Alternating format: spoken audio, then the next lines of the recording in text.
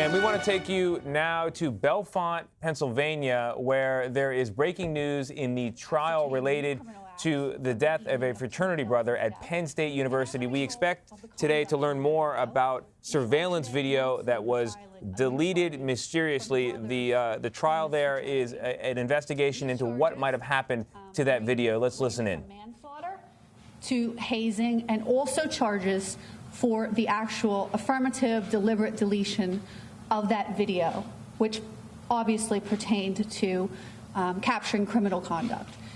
People had asked us before, why would somebody delete that video if they did delete it? And we said that's what we wanted to know.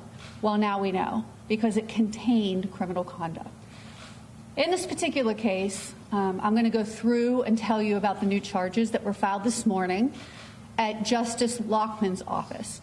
And on this video, which carries the basis for these charges, we were able to ascertain that Mr. Piazza actually was furnished quite a number of drinks over the night.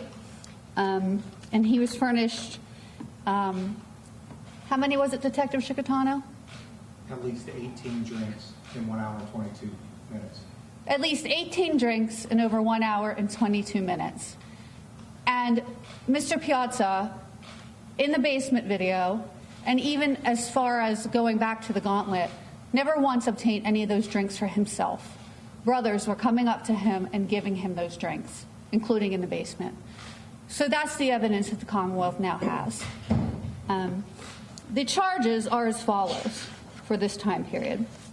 And these are new charges from the basement video. Joshua Kurczewski, Kurczewski.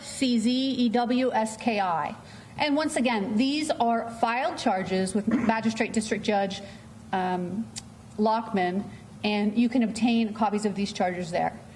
Involuntary manslaughter, aggravated assault, simple assault, recklessly endangering, hazing, furnishing alcohol to minors, and unlawful acts related to liquor. He is charged with 10 counts of hazing and 8 counts of furnishing alcohol to minors for his behavior in the basement. Ryan Burke, involuntary manslaughter, aggravated assault, simple assault, recklessly endangering, hazing, 4 counts, furnishing alcohol to minors and unlawful acts, 4 counts for his behavior in the basement. Jonathan Kanzler, Kanzler, involuntary manslaughter, aggravated assault, simple assault, recklessly endangering another person. Hazing, 2 counts. Furnishing alcohol to minors, unlawful acts related to minor, 2 counts. And consumption of alcohol by minor. Involuntary manslaughter for Bohan Song, another brother. Aggravated assault, simple assault, recklessly endangering, 3 counts of hazing, furnishing alcohol to minors, unlawful acts relative to liquor, and consumption of alcohol, 1 count. What was that name again? Bohan Song. S-O-N-G? Correct. Okay. And when you hear the number of counts for furnishing alcohol, that means how many different pledges that they were caught furnishing in the basement. Aiden O'Brien, O-B-R-I-E-N, involuntary manslaughter, aggravated assault, simple assault, recklessly endangering another person, hazing, furnishing alcohol to minors, 1 count, unlawful acts related to liquor, 1 count, and consumption of alcohol by a minor, 1 count. And for these individuals that are charged with involuntary manslaughter, that should signify to you that they, in fact, not only served, if they have multiple counts, more than 1 minor, they in fact served Tim Piazza as he was getting more and more intoxicated in the basement. Joseph Ems, hazing, 1 count. Furnishing alcohol to minors and unlawful acts related to liquor, 1 count. Brian Gelb, G-E-L-B, 6 counts of hazing, 5 counts of furnishing alcohol to minors, and 5 counts on unlawful acts related to liquor. Patrick Johnson, number 8. Jackson, J-A-C-K-S-O-N. 2 counts of hazing, 2 counts of furnishing alcohol to minors, and 2 counts on unlawful acts related to liquor. Reggie G-O-E-K-E. Goke or Geki. Hazing, 1 count. Furnishing alcohol to minors, 1 count. Unlawful acts relative to liquor, 1 count. Mike Fernandez, 2 counts of hazing, 2 counts of furnishing alcohol to minors, and unlawful acts relative to liquor. Donald Pryor, P-I-R-O, hazing, 4 counts, 3 counts furnishing alcohol to minors, and 3 counts of unlawful acts relative to liquor. Braxton Becker, tampering with evidence, 1 count. Obstructing administration of law, 1 count. Hindering apprehension, 1 count. Braxton Becker is the individual that we've charged for deleting the basement video. In addition to the newly charged defendants, the following previously charged Beta brothers who already face charges now face additional charges based upon their actions as seen in the video. Luke Visser, 11 counts, furnishing alcohol to minors. 11 counts, unlawful acts relative to liquor. Gary DeBilio, 5 counts, furnishing alcohol to minors, and 5 counts, unlawful acts relative to liquor. Nick Cabrera, 2 counts, furnishing alcohol to minors, 2 counts, unlawful acts relative to liquor. And number 16, Michael Bonatucci, 2 counts, furnishing alcohol to minors, and 2 counts, unlawful acts relative to liquor. Finally, number 17, Parker Yoakum, 1 count, furnishing alcohol to minors, 1 count, unlawful acts relative to liquor, and 1 count, consumption of alcohol by a minor.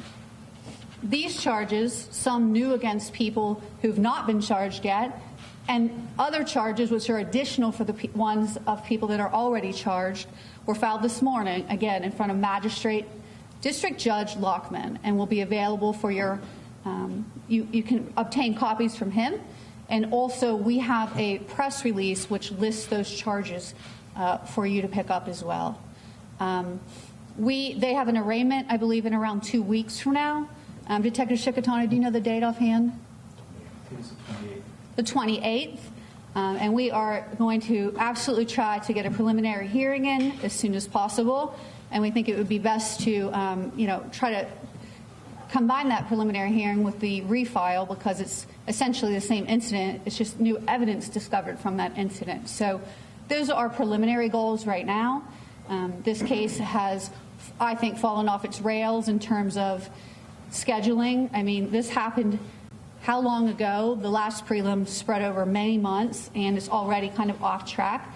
And it needs to be placed back on track so that the victims can have some normal closure in terms of it being right on track, in terms of it moving along. And I think that's only also fair for the defendants. This should not be a pretrial hearing stage for a year. By now, these charges should be in, had the tape not been deleted and had we not be going through this refile process, or the prelim not taken one day over many, many months. So now the goal is to get it back on a normal scheduling and get it moved forward.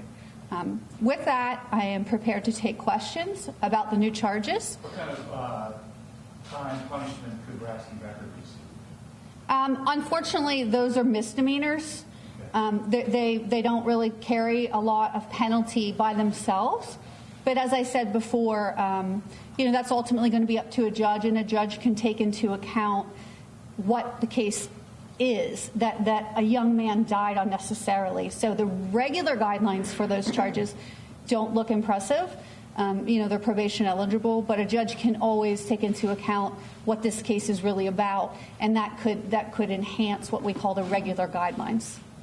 Okay. With the prior charges being dismissed, how optimistic are you that these new charges will stick? I don't predict anything, but as you know, we filed a motion just saying it was plain error of law. So, we can only move forward, and I didn't come here today to insult the prior judge, but we claimed error of law, and we wouldn't have filed them if we didn't believe they were 100% legitimate. Are you doing anything to avoid a repeat of what happened with the last preliminary hearing where it was over multiple days and scheduling and work? And also, if you could just clarify, is 9 new defendants and 4 old ones?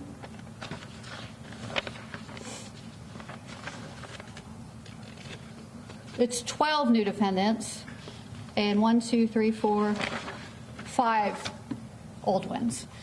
Yes, we, in our motion to which we alleged an error of law and asked for a new magisterial district judge, we pointed out to the court that, the last process was, somewhat, for lack of a better word, we didn't use this word, but it was outrageous. I mean, right? We had one day here and one day there and one day here, and it spanned over months. And that's not the purpose of a preliminary hearing. And that did a lot of violence to the process, because we have a family standing here who, this happened months and months and months ago. It happened back, at the beginning of the year almost. And the preliminary hearing took sometimes longer than 2 terms of court. And after each hearing, the transcripts were expedited and everybody was reading them and it was in the paper everywhere. That's not how a preliminary hearing is supposed to go. And it kind of got out of control, it got out of hand. It's supposed to be a successive hearing over a number of days. I realize it was unusual because there were so many, defense attorneys, but it needs to be a much more controlled setting, a much more logistically, it needs, done a lot better, and I'm hoping this time that will happen. Not just for the victims in this case, but also, I think the defendants deserve better than that. Can you walk us through the timeline of the basement video, when you originally tried to obtain it, when you were told that it didn't exist, or what you were told by the fraternity, when you got the FBI involved, when it was recovered, when you reviewed it, when you decided to file these additional charges, just when that happened in relation to this whole case? I think that's probably better reserved for the hearing, all those kind of details. But I mean, as the public record shows from the end of the last hearing, at some point, not immediately, but at some point while reviewing some of the evidence, Detective Shikatano, and this will be in Braxton Becker's affidavit, so it's already a public record. But at some point, he realized there's a tiny bit of, video showing from this basement camera, which he had believed was not working. And that piqued his curiosity, and he looked into it more, talked to the manufacturer, and the manufacturer said, and there was like a line in there that said deleted, talked to the manufacturer said, no, that was deleted, because there was a little bit that ran after a time period. And then he sent it to the FBI, and they, in fact, confirmed it was deleted and were able to recover it. So it wasn't immediate because most of it was missing, but it was just something he discovered. And it's more laid out in the affidavit for Braxton Becker. How clear is the video? It's clear. Yep. Does it show Tim Piazza falling down the steps? I don't want to kind of get into that right now because it hasn't been put into evidence yet, but it definitely does show, as I think one of the complaints say. I mean, yes, he's inebriated in the video. Do you believe you have all of the deleted video recovered at this point? Yes. And during the preliminary hearing, the detective mentioned that you thought that the fraternity brother deleted it in front of the police. Is that still the contention? Yes. Well, the police were there. Yes. You've been listening to Stacey Parks Miller. She's a prosecutor in Center County, Pennsylvania, Bellefonte, Pennsylvania, unveiling new charges in the case of a fraternity death at Penn State University. Surveillance video from a basement was recovered. 12 new defendants, 5 old ones, all facing new charges, as much as 2 years in prison apiece. We'll have much more news following that story and more after the break.